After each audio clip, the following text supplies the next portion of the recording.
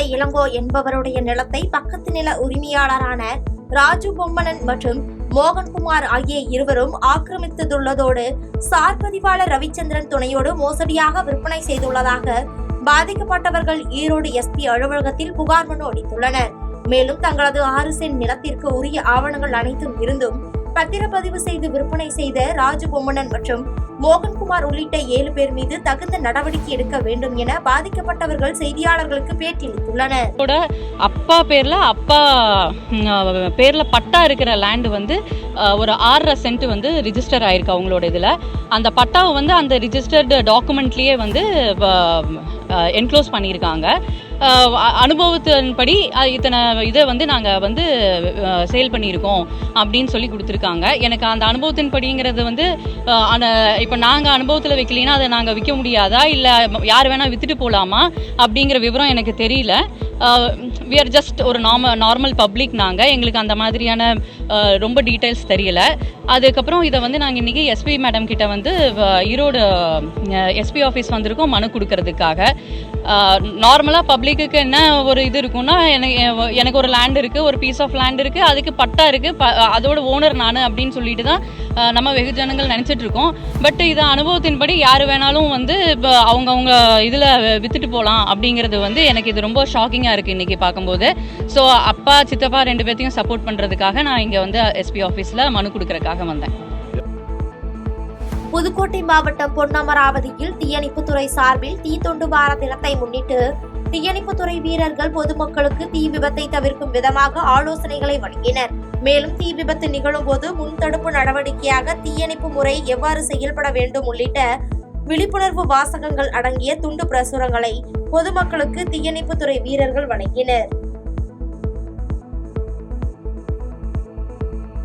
திண்டுக்கல் மாவட்டம் பழனி திருக்கோவிலுக்குட்பட்ட கலைக்கல்லூரியில் மாணவர்கள் மீது நாற்காலி வைத்து அடித்தும் இருசக்கர வாகனத்தை வகுப்பறைக்குள் விட்டு மாணவர்களை மோதுவது போல் மிரட்டிய வணிகவியல் துறை பேராசிரியர் கௌதம் என்பவரின் வீடியோ காட்சிகள் சமூக வலைதளங்களில் பரவி அதிர்ச்சியை ஏற்படுத்தியது. அவர் மீது துறை ரீதியான நடவடிக்கை எடுக்க வேண்டும் என மாணவர்கள் அதிகாரிகளிடம் புகார் அளித்த நிலையில் பேராசிரியர் கௌதமை பணியிடை நீக்கம் செய்து கல்லூரி நிர்வாகம் உத்தரவிட்டுள்ளது. காஞ்சிபுரம் மாவட்டம் உத்தரமேரூர் பேருந்து நிலையத்தில் வக்ஃபு சட்ட திருத்த மசோதாவை கண்டித்து உத்தரமேரூர் ஹல்லே சுன்னத் ஜமாத் ஜும்மா மஸ்ஜித் சார்பில் கண்டன ஆர்ப்பாட்டம் நடைபெற்றது. இதில் சிறப்பு அழைப்பாளர்களாக மனிதநேய மக்கள் கட்சி மாநில தலைமை பிரதிநிதி SM ஷாஜகான் மற்றும் தமிழ் தேச விடுதலை கட்சி தலைவர் செந்தமிழ் குமரன் ஆகியோர் கலந்து கொண்டு மத்திய அரசு வக்ஃபு சட்ட திருத்த மசோதாவை திரும்ப பெற வலியுறுத்தி சிறப்புரையாற்றி கண்டன கோஷங்களை எழுப்பினர். வேலூர் மாவட்டம் பேரணாம்பட்டு பேருந்து நிலையம் அருகே அனைத்து ஜமாத் கூட்டமைப்பு சார்பில் வக்ஃபு சட்டத்தை திரும்ப பெற வலியுறுத்தியும் மத்திய அரசை கண்டித்தும் இஸ்லாமியர்கள் கண்டன ஆர்ப்பாட்டத்தில் ஈடுபட்டனர். 1000க்கும் மேற்பட்ட இஸ்லாமியர்கள் மத்திய பாஜக அரசை கண்டித்து வக்ஃபு சட்டத்தை திரும்ப பெற வலியுறுத்தி கண்டன கோஷங்களை எழுப்பினர். கடலூர் மாவட்டம் வடலூர் ஆபத்தனபுரம் கும்பகோணம் சாலையில் வடலூர் காவல்துறையினர் வாகன தணிக்கையில் ஈடுபட்டு கொண்டிருந்த பொழுது பெங்களூரில் இருந்து வடலூருக்கு குட்கா பொருட்கள் கடத்தி வந்த 2 வடமாநில இளைஞர்கள் உட்பட 5 பேரை கைது செய்தனர். தொடர்ந்து அவர்களிடம் இருந்து தமிழக அரசால் தடை செய்யப்பட்ட 348 கிலோ குட்கா பொருட்கள் மற்றும் சொகுசு கார் பறிமுதல் செய்த நிலையில் இதுபோன்ற குற்ற செயல்களில் ஈடுபடுவோர் மீது கடும் நடவடிக்கைகள் எடுக்கப்படும் என மாவட்ட காவல்துறை கண்காணிப்பாளர் செய்தியாளர்களுக்கு பேட்டியளித்துள்ளார். போதைப் பொருட்களான இந்த குட்கா பொருட்கள் வைத்திருந்தால் அல்லது விற்பனை செய்தால் அவர்கள் மீது கடும் நடவடிக்கை எடுக்கப்பட்டு வருகிறது. இங்கே பார்த்தீங்கன்னா இப்போ நம்ம இந்த 3 பேர்கள் வந்து சின்ன சின்ன லெவலில் பாக்கெட்டுகளை விற்றுக்கிட்டு இருந்தாங்க. ஸோ இவங்க எங்கே வருது அப்படின்னு அவங்களோட அறிவியல் பூர்வமான விசாரணையில் பெங்களூர்லேருந்து தான் வருது அப்படின்ற மாதிரி தகவல் கிடைத்ததன் பேரில் நேற்றுக்கு இந்த மாதிரி வண்டி வரும்போது பிடித்திருக்கிறோம்.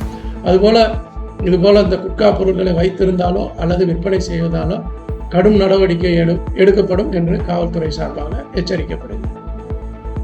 கடலூரில் ஒரே நாளில் 8 இடங்களில் திருட்டு சம்பவத்தில் ஈடுபட்ட 4 பேர் கைது செய்யப்பட்டுள்ள நிலையில் இதில் 2 காவல்துறையிடம் தப்பிக்க முயன்ற பொழுது இடது கையில் முறிவு ஏற்பட்டு கடலூர் அரசு மருத்துவமனையில் சிகிச்சைக்காக அனுமதிக்கப்பட்டுள்ளனர். தொடர்ந்து அவர்களிடம் இருந்து 20 லட்சம் ரூபாய் மதிப்புடைய 16 இருசக்கர வாகனம், 1000 ரூபாய் பணம், மடிக்கணினி ஒன்று உள்ளிட்டவற்றை பறிமுதல் செய்து மேலும் இவர்கள் வேறு ஏதேனும் குற்றத்தில் ஈடுபட்டுள்ளார்களா என தொடர்ந்து விசாரணை நடைபெற்று வருவதாக மாவட்ட காவல்துறை கண்காணிப்பாளர் செய்தியாளர்களிடம் தெரிவித்தார். கடலூர் மாவட்டம் கோயம்புத்தூர், வேலூர், செங்கல்பட்டு, சேலம் ஆகிய பகுதிகளில் குற்ற வழக்குகள் உள்ளது. இவர்களை இந்த 4 பேர்களையும் மேற்கொண்டு விசாரணை செய்து வருகிறோம். வேறு ஏதாவது நம்ம மாவட்டத்தில் குற்றச் செயல்களில் ஈடுபட்டுள்ளார்களா என்பதையும் விசாரணை செய்து கொண்டு வரப்படும். செய்திகளை உடனுக்குடன் தெரிந்து கொள்ள கீழ்கண்ட கேபிள் மற்றும் டிடிஹெச் நெட்வொர்க்குகளில் எம்நாடு செய்தி தொலைக்காட்சியை காணுங்கள். பாதகம் செய்பவரை கண்டால் நாம் பயம் கொள்ளலாகாது பாப்பா. மோதி மிதித்துவிடு பாப்பா, அவர் முகத்தில் உமிழ்ந்து விடு பாப்பா. அண்மை செய்திகளை உடனுக்குடன் தெரிந்து கொள்ள இணைந்திருங்கள் எம்நாடு தொலைக்காட்சியுடன்.